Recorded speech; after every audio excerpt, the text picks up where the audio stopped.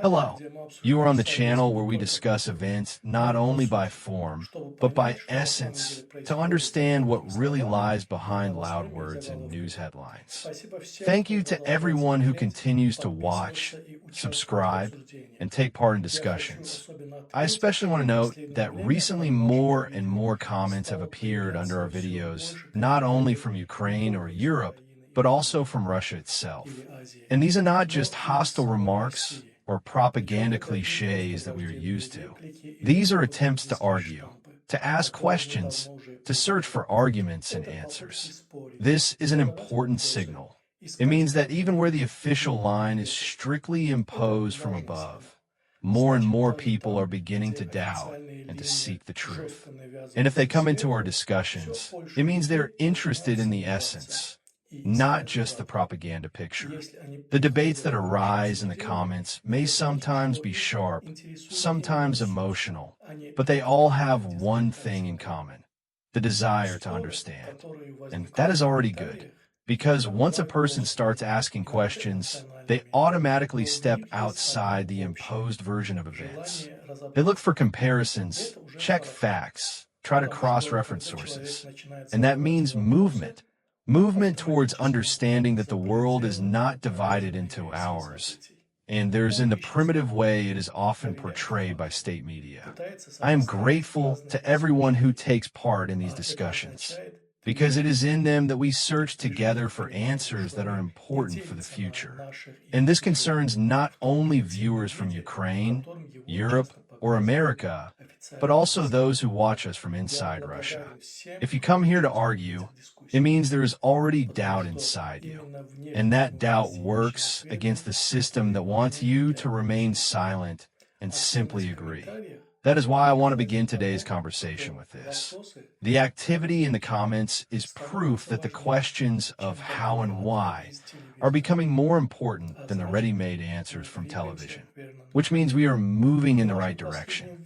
In our last video, we discussed in detail that Russia will not sit down at the negotiating table when diplomats or mediators want it, or when yet another loud statement about peace is made. Russia will agree to serious dialogue only when it feels it is losing, when it begins to lose not only soldiers and equipment, but also territory. Because for today's Russian leadership, negotiations are not a way to stop the war. For them, negotiations are an instrument to consolidate their conquests. If they feel strong, they dictate the terms. If they feel weak, they search for compromise. It is a simple but very harsh logic. And here is the interesting point. This week, Donald Trump wrote a post in his profile where he said directly, "You cannot win if you only defend." He compared it to a sports team forbidden to attack. A team can hold the defense for some time, but cannot win without offense. In other words, Trump has essentially confirmed the thought we already discussed. Ukraine must not only repel strikes, but also have the ability to counterattack. What does this mean?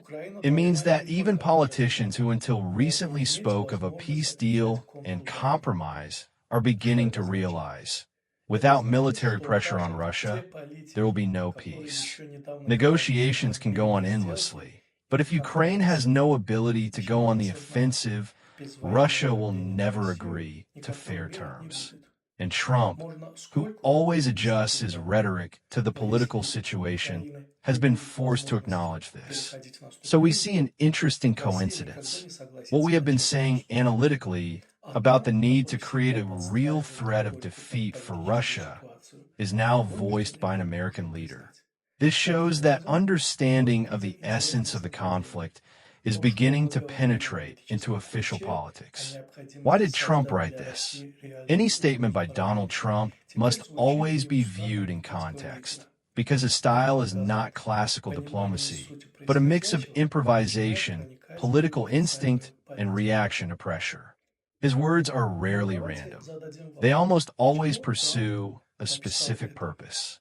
In this case, several reasons stand out why he chose this moment to write that you can't win if you only defend. The first reason is to soften the wave of criticism after Alaska. The meeting with Putin and Western leaders ended in disappointment. From Trump, people expected results and got vague talk about the need to seek peace. His opponents immediately accused him of weakness. For a politician who has always portrayed himself as a strong negotiator, this was a reputational blow. That is why he rushed to make a harsher statement, to show that he understands military logic and is ready to speak the language of strength. The second reason is U.S. domestic politics. American society is split. Part demands cutting aid to Ukraine, the other, to increase it. Trump, a master of playing to public mood, is looking for the middle. He does not promise Ukraine all the weapons, but he no longer repeats the old slogans about an immediate deal. His wording allows him to appeal to both sides. To peace supporters, he says a new approach is needed, and to aid supporters, he says you can't win by defense alone. The third reason is international calculation.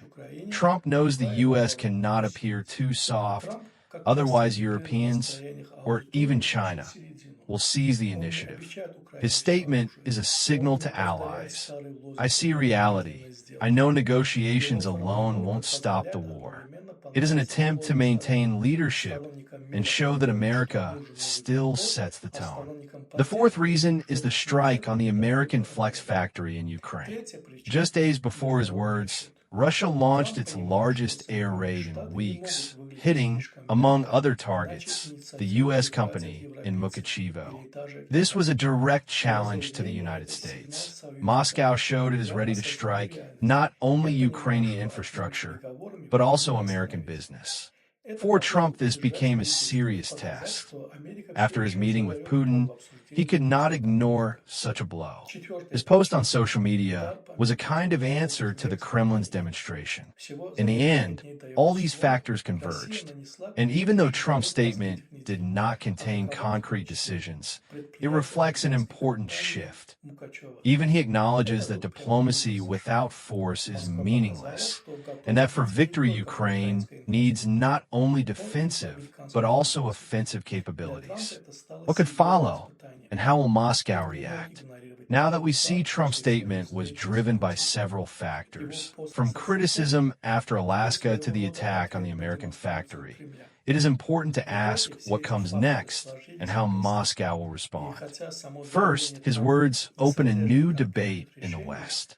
If earlier most politicians prefer to speak of defense of Ukraine, now the question itself appears in public. Victory is only possible through offense. This does not mean squadrons of planes or dozens of long-range missiles will be sent to Kiev tomorrow. But the fact that the U.S. president voices such a thought changes the tone. He legitimizes what military experts have been saying. Ukraine must be able to counterattack, otherwise peace will never come. Second, Moscow cannot ignore these words. The Kremlin always watches U.S. rhetoric closely, and such signals are taken very painfully. Russia will likely respond in two ways.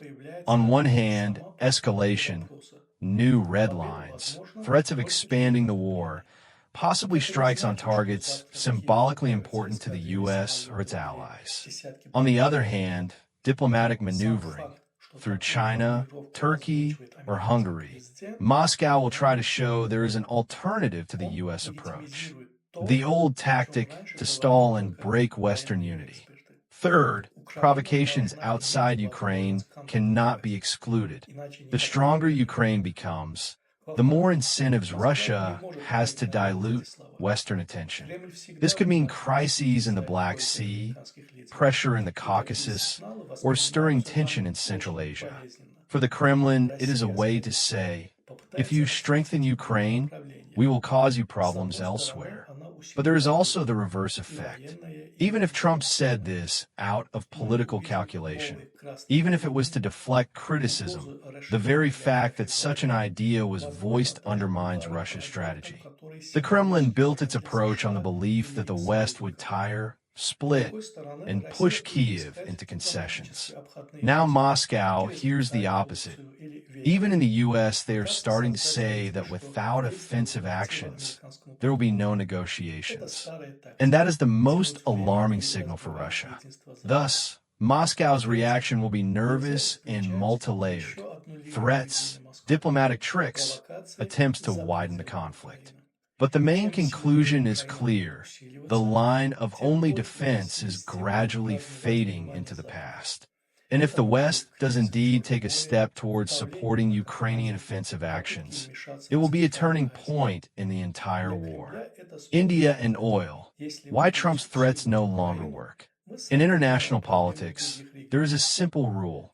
Words carry weight only when backed by action.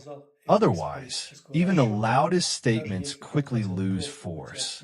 The case with India demonstrates this vividly.